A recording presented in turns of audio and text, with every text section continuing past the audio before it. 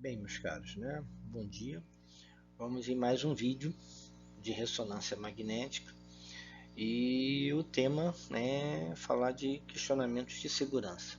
Segurança envolvendo o exame de ressonância magnética, tendo por base, né, aqueles 10 pontos, né, da TARP, Associação de Técnicos, né, em Radiologia, Radioterapia, Medicina Nuclear, de Portugal. São bem abrangentes, bem completos, dá para a gente falar bastante coisa. A gente vai falar hoje sobre as questões das zonas de segurança. A gente também vai falar em relação aos efeitos do campo magnético e da radiofrequência, né? Vamos falar também em relação aos implantes médicos, né, e sua relação com o exame de ressonância. E da nossa legislação comparado com a legislação que a gente tem fora do país. Tá legal? Então vamos lá. Bem, como eu avisei para vocês na última gravação, né? Introduzi esse slide só para a gente marcar algumas informações importantes, né? Tema de nossa aula, segurança RM, né? Contatos, um contato novo que eu coloquei agora a partir do momento que eu comecei agora a colocar os vídeos no canal que eu criei, né? Tá aqui o endereço, eu vou manter o endereço do canal sempre nesse segundo slide, porque isso facilita para a pessoa buscar onde esse vídeo está. O meu site continua, né? Mas um novo e-mail, informações para serem tratadas aqui com relação aos vídeos, né? E ao canal por esse e-mail para começar a organizar melhor essas informações, tá ok? Bem, meus caros, vamos lá. Vamos falar do nosso primeiro tópico de segurança, né? Em RM, né? Meios de contraste nós já abordamos num outro vídeo, né? Apesar de ser um item de segurança, vai ser mencionado aqui de forma breve, mas nós já falamos em detalhes sobre os meios de contraste, gadolínio, em outro vídeo. Está disponível lá no canal para ser acessado quem tiver interesse sobre esse assunto. Então aqui temos as 4 zonas de segurança, né, que foram definidas pelo ACR, né, o Colégio Americano de Radiologia, e é adotado no país e basicamente no mundo todo, inclusive fazendo parte, né, da resolução, da instrução normativa, melhor dizendo, da Anvisa, acho que 249, se não me falha a memória, de 2019. Né, com algumas outras orientações que a gente vai comentar um pouquinho mais lá no final dessa apresentação desse aula. Então aqui nós temos as 4 zonas de segurança. Zona 1, ó, marcada essa região aqui, ó, mais livre, mais externa. A zona 2, normalmente associada aqui, ó, uma questão da recepção. A zona 3, normalmente relacionada a uma antessala e a sala de comando. E a zona 4, propriamente dito, onde está o equipamento de ressonância, essa zona aqui mais em vermelho, né? Algumas características destas zonas de segurança. Zona 1 é área livre, né? Aqui não pode haver riscos associados à ressonância magnética, à sala de ressonância. Não pode ter influência de campo magnético nenhuma, né? Não pode ter influência de sinal de radiofrequência nenhum. Aqui é uma zona livre, livre da influência de campo magnético, livre da influência dos sinais de radiofrequência. Essa zona 2 aqui, ó, marcada, né, essa zona ela vai servir de uma interface entre essa zona 1, que é uma zona que tem que ser completamente livre de qualquer influência, e essa zona 3 aqui, onde a gente já tem uma presença mais contundente dos efeitos de campo magnético e radiofrequência. Tá? Nessa zona 2 aqui, ó, existe a possibilidade de uma interferência. Então aqui já começam os cuidados, né, de separação do que pode vir para a zona 3 e 4 e do que não pode vir para a zona 3 e 4. Né? A gente deve encarar realmente essa região como uma região de interface, onde você não pode deixar por exemplo, materiais ferromagnéticos ou componentes ferromagnéticos passarem para essa região onde a presença de campo magnético, radiofrequência é bem maior. Então, esse cuidado aqui, uma zona de triagem, onde você coleta as informações, onde você vai ter condições de começar a fazer a triagem, tem que ser muito bem observada e realmente encarada com seriedade para que ela possa realmente desempenhar esse papel de interface entre essa zona livre e essas regiões aqui onde a presença do campo magnético ela é sentida. Tá? Na zona 3, que é essa região aqui que a gente tem, né, toda uma sala, uma antessala para o exame, mas o comando propriamente dito, é uma área restrita. É uma área restrita a paciente e a funcionários, porque aqui existe, já começa a se sentir a interferência de campo magnético e de radiofrequência e fontes geradoras de radiofrequência nessa região podem interferir o sinal de radiofrequência que está sendo gerado. Geradores de campo magnético nessa região podem interferir o campo magnético que está sendo gerado, né?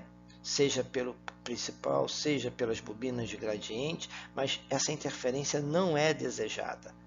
Então, nessa região aqui, você já existe essa possibilidade. Então, aqui é um acesso restrito, não circula aqui pessoas que não têm o que fazer aqui dentro, porque para que estas interferências não ocorram. E a zona 4, a região da sala, propriamente dito, onde tem o equipamento de ressonância magnética, né? É uma região que tem que ser muito bem sinalizada, com todos os avisos sobre riscos de segurança envolvendo RM e radiofrequência. Tá? Porque a presença, por exemplo, de materiais ferromagnéticos aqui dentro pode produzir efeitos drásticos, como a gente chama de efeito míssil, ou seja, um material ferromagnético ser projetado aqui para o interior do gantry como se fosse realmente um míssil, como se for, e produzindo sérias consequências de segurança e vítimas. Então, nessa região aqui, ó, daqui para dentro, não pode haver materiais ferromagnéticos de jeito nenhum. Componentes de implantes médicos, né, que sejam eletricamente ativos, para estarem aqui dentro tem que ter um crivo do médico de que eles não serão afetados. Né? As pessoas, paciente e equipe que passe para cá, ó, não pode ter componentes em seu corpo, ou manusear, ou portar componentes que tem, por exemplo, a base de ferro, níquel, cobalto. Isso não pode existir para cá. Todos esses são exemplos de materiais ferromagnéticos, porque as consequências seriam muito, muito, muito perigosas. Então, essa classificação nessas 4 zonas, né, ela tem que existir e ela deve ser observada, e o conhecimento do que elas representam deve fazer parte do treinamento e instrução de um profissional de ressonância magnética. Uma etapa de segurança muito importante no exame de ressonância magnética é a questão de preparação e triagem dos pacientes, né? A anamnese ou os questionários de segurança. Perguntas e questionamentos importantes devem ser feitos nessa etapa, né? Já realizou algum exame de ressonância magnética prévia? Por quê? Porque isso pode ajudar na compreensão ou não de problemas de reação ao contraste, problemas de permanecer ou não dentro do ressonador, né? Se há antecedentes cirúrgicos, qual foi o antecedente, que data isso ocorreu, né? Aqui o que eu falei, a questão do se o paciente tem claustrofobia ou não, né? E reações a contrastes, né? O paciente possui corpos estranhos, projéteis, estilhaços, né? Tem consciência da presença de materiais ferromagnéticos em alguma parte do seu corpo, né? Qual é a composição dessa tatuagem que ele fez? Esse material tem composição para reagir, por exemplo, com um sinal de radiofrequência produzindo aquecimento? né? Problemas de saúde relacionados a diabetes, hipertensão arterial, alergias. Está grávida ou não, né? Existe risco para a gravidez? Não existe nenhum risco determinante, né? O fato de estar grávida em tal período provoca tal risco. Isso não existe, né? Aí sim os cuidados padrões que sempre são praticados com relação a uma mulher estar grávida ou suspeita de, ou seja, o médico está ciente, o exame quando foi autorizado, havia essa informação, isso tem que ser questionado, tá ok? Também um outro ponto presente, né, nos 10 pontos da TARP são os riscos e efeitos do campo magnético estático, né? Esse campo magnético é muito alto, podendo chegar a 3 Tesla. Né? Chegando a 3 Tesla, gente, 1 Tesla equivale a 10.000 Gauss. O campo magnético da Terra é inferior a 1 Gauss. Então a gente está falando de campos magnéticos muito, muito, muito elevados, com riscos e efeitos que podem ocorrer em função disso, que podem ser associados em efeitos biológicos e efeitos mecânicos. Os efeitos biológicos são questão de tonturas, vertigens, náuseas, distúrbios de atenção, concentração, isso tudo pode ocorrer. O gosto metálico normalmente associado junto com o contraste, né? Mecânicos, né? Se você está levando material ferromagnético de alguma forma, ou portando, ou no interior do seu corpo, para dentro da sala, o efeito místico que nós já falamos, né? A questão de aquecimento, torção, mau funcionamento, isso tem que ser levado em consideração e tem que ser mapeado para que a segurança RM seja praticada. Outro ponto importante, deixa eu ligar aqui o pointer, né, para facilitar, né? A questão dos riscos e efeitos de gradientes de campo, né? Por que gradientes de campo? Não nos esqueçamos que quando nós falamos de gradientes de campo magnético, nós estamos falando de variação de campo magnético, alteração de campo magnético, né? Variação de campo magnético pode induzir correntes elétricas em tecidos no paciente. Efeito eletromagnético, né? Corrente elétrica gera campo magnético, o campo magnético pode gerar corrente elétrica.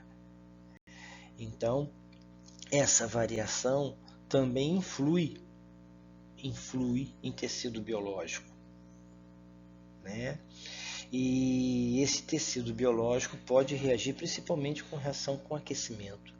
Então, quando se atua em campo magnético, né, está se mexendo com campo, com grande gradiente de campo magnético, perdão, né, está se mexendo com campo magnético. E isso tem que ser analisado, esse risco tem que ser mensurado. Um outro efeito que temos que levar em consideração é o efeito da radiofrequência. Tá? A radiofrequência ela pode interagir provocando aquecimento de tecidos. A radiofrequência é da ordem de 42 MHz, né, para 1 Tesla. Se for a 2, tem no caso de o próton de hidrogênio. Se for a 2 Tesla, a gente fala aí em torno de 83 MHz. Se for a 3 Tesla, estamos falando aí de 120 e poucos MHz. Comprimento de onda é inversamente proporcional ao aumento de energia e aumento de frequência. Então, cada vez que a gente aumenta a frequência, a gente reduz o comprimento de campo, comprimento de onda, perdão. O comprimento de onda, cada vez menor, passa a ser compatível de interagir com as estruturas do tecido biológico. E a reação e o efeito que a gente observa é a questão do aquecimento, né? E isso tem que ser mensurado. E isso tem que ser quantificado, porque problemas pode advir destes aquecimentos de tecidos biológicos. Tá? Outra coisa que deve ser levada em consideração, né, até mesmo antes de chegar no ponto de interagir com o tecido, é interferir em dispositivos médicos implantáveis, interferir em dispositivos eletricamente ativos, né, e interferir em pigmentação de tatuagem dependendo de sua composição. Isso tudo pode causar efeitos adversos devido ao aquecimento, né, que vai ser provocado em função desse comprimento de onda reduzido. E também, como alerta a TARP, né, contatos. com os cabos de bobina de radiofrequência podem gerar queimaduras, isso por causa de aquecimento desses cabos. Um conceito que a gente vai falando um pouquinho mais detalhadamente é o SAR, né? Ou taxa de absorção específica, né? Essa taxa de absorção específica ela visa mensurar a deposição da energia da radiofrequência no corpo do paciente, né? O SAR ele tem por unidade, né, é o watts por quilograma. O watt é energia em massa. Né? E esse SAR vai descrever o potencial aquecimento dos tecidos no paciente. Cada vez mais equipamentos trazem associados ao padrão de exame realizado, né, esse índice de SAR. Para dar o grau de aquecimento que isso está sendo provocado nos tecidos. Uma informação importante para isso é a questão do peso e altura do paciente ser fornecida ao equipamento que tem condições de calcular o SAR. Tá? Como a gente viu anteriormente, né, a interação de radiofrequência provoca aquecimento em tecido biológico. Né? E isso tem que ser mensurado. Então, no estabelecimento de um padrão de exame, né, manter os níveis de SAR o mais baixo possível é muito desejável. Tá?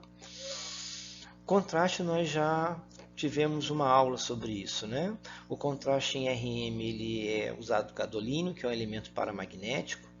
É um elemento que é ministrado junto com um material quelante, porque ele é tóxico. Tá? Tem suas restrições, pacientes grávidas e outros, né? Como, por exemplo, pacientes com doenças renais crônicas. Isso tem que ser muito bem considerado, então, que apresentam reações a contraste de iodo. Então, tem uma série de considerações que nós já vimos numa outra videoaula, né, em relação a se ministrar o contraste em RM, contraste de gadolínio, né, um elemento paramagnético que sempre é ministrado em forma de quelato de gadolínio. Né? Mas se vocês desejarem mais informações sobre o uso de contraste, dá uma olhada nessa videoaula que já está disponibilizada lá no portal, ok? Bem, meus caros, vamos encerrar nesse slide, né, a questão da segurança em RM. Né? Vamos falar um pouco do enquadramento legal, normativo, a legislação propriamente dita, e dos dispositivos médicos implantáveis.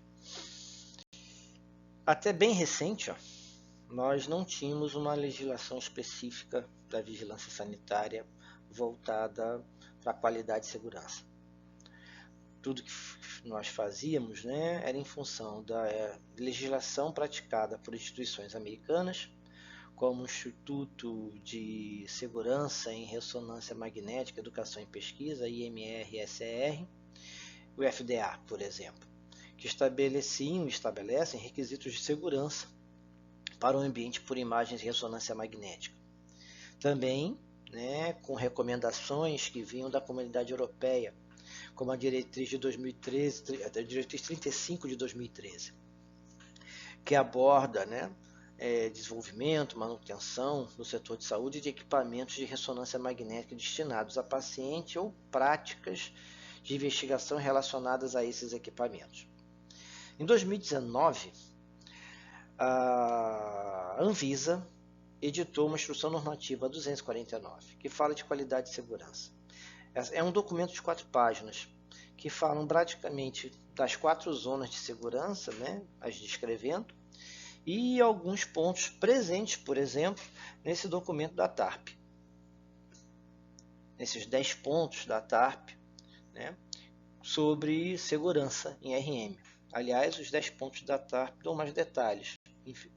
Não sei se felizmente ou infelizmente, né, não vou questionar a legislação, mas você tem mais riqueza de detalhes em relação aos 10 pontos da TARP, por exemplo, em relação dos pontos voltados para a segurança em exames de RM.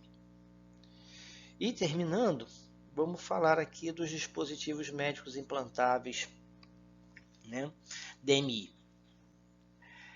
Esses dispositivos médicos implantáveis têm que ser observados, tem que se ter conhecimento deles em relação, por exemplo, à sua composição, se eles têm materiais ferromagnéticos como ferro, níquel, cobalto, que vão sofrer influência de campo magnético, ou se eles são implantes eletricamente ativos, como marca-passos, por exemplo, que se sofrem ou não influência da radiofrequência ou campo. E nessa análise eles vão sofrer uma classificação.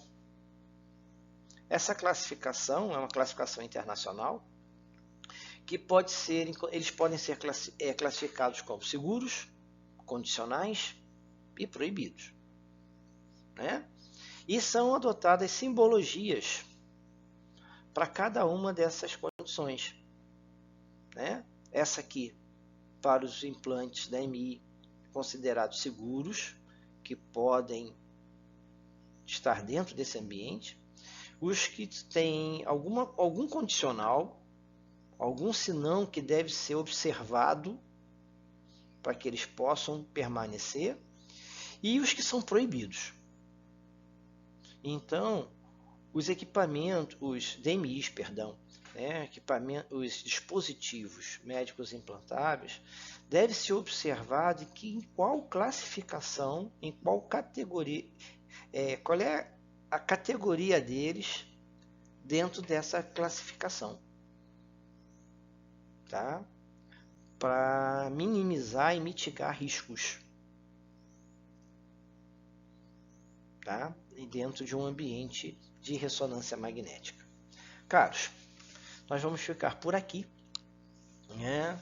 Vamos encerrar essa aula sobre segurança RM e até o próximo vídeo para dar continuidade ao nosso assunto de ressonância magnética.